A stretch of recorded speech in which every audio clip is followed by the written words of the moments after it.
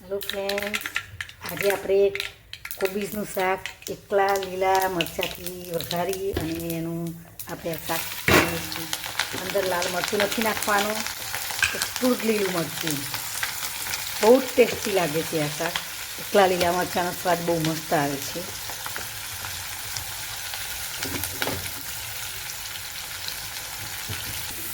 જો કોબીજ નાખી અને હવે તેને સંભારા ટાઈપમાં શાક કરવાનું, પણ શાક આખું ટોટલ ચડવા દેવાનું. સંભારો બનાવીએ એમાં આપણે કાચું પાકું રાખીએ છીએ, પણ આખું ટોટલ ચડવા દેવાનું શાક.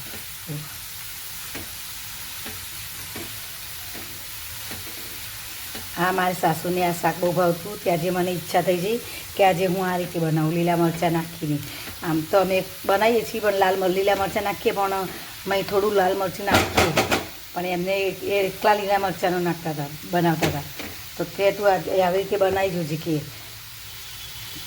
તો હું એ રીતે બનાવતી હતી, પણ થોડું લાલ મરચું અંદર ઉમેરતી હતી. પછી આજે તો એવી ઈચ્છા થઈ છે કે લાલ મરચું નથી નાખવું, એકલા લીલા મરચાંનું શાક બનાવી. તો પણ બહુ તીખું નહીં અને બહુ મોરું પણ નહીં, મીડિયમ થશે શાક. પણ મસ્ત ધીમા ધીમા તાપે સરસ ચડવા દેવાનું. પછી અડધું ચડી જાય એટલે આપણે થોડો મસાલો કરી દઈએ. જો આપણું શાક થોડુંક ઉમળી ગયું છે એટલે આપણે થોડું મીઠું નાખીએ, વધારે નહીં. પછી પાછું અંદર થોડું વધારે પડી જાય તો આ તો શાક ઓમાતું ઓછું થઈ જાય છે, એટલે પછી એમાંથી બધું મીઠું વધારે બહાર આવે છે. જો 1 ચમચી હળદર નાખી.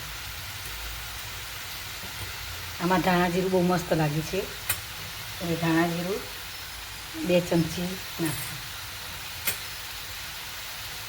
થોડો ગરમ મસાલો,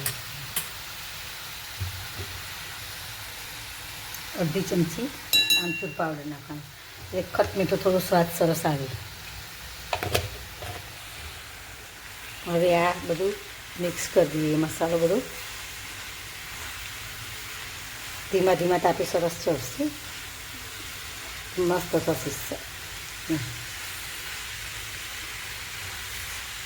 આપણે અંદર મરચું નથી નાખ્યું, એકલા લીલા મરચાંનો જ આપણે સ્વાદ લાવવાનો છે, પણ લીલા મરચાંનો સ્વાદ બહુ મસ્ત લાગે છે શાક.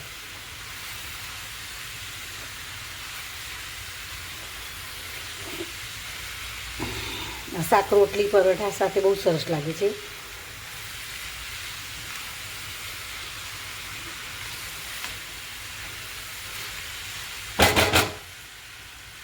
હવે ઢાંકી દઈએ. જો ફ્રેન્ડ્સ, આપણું શાક તૈયાર થઈ ગયું છે.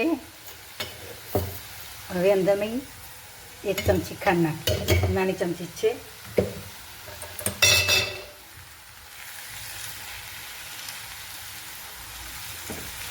આ શાક કેટલું ટેસ્ટી લાગે છે, તમે પણ બનાવી જોજો મારી જેમ, અને બનાવી અને મને કમેન્ટ કરતા રહેજો કેવું બને કેવું નહીં. આ શાક બહુ લોકો ઓછા બનાવતા હશે, કારણ કે એકલા લીલા મરચાંનું જ છે, અંદર લાલ મરચું નથી નાખ્યું. જુઓ, બધા મરચું નાખતા જ હોય, લાલ મરચું થોડું કંઈ નાખતા હોય, પણ મેં બિલકુલ નથી નાખ્યું, કારણ કે લીલા મરચાં મેં વધારે નાખ્યા છે. અમને આવું ભાવે છે એટલે મેં આ રીતે બનાવી છે. તમે પણ આ રીતે બનાવજો. મારી ચેનલને લાઈક કરજો અને સબસ્ક્રાઈબ કરજો. થેન્ક યુ, આભાર. હવે આપણું શાક તૈયાર થઈ ગયું છે. Thank you.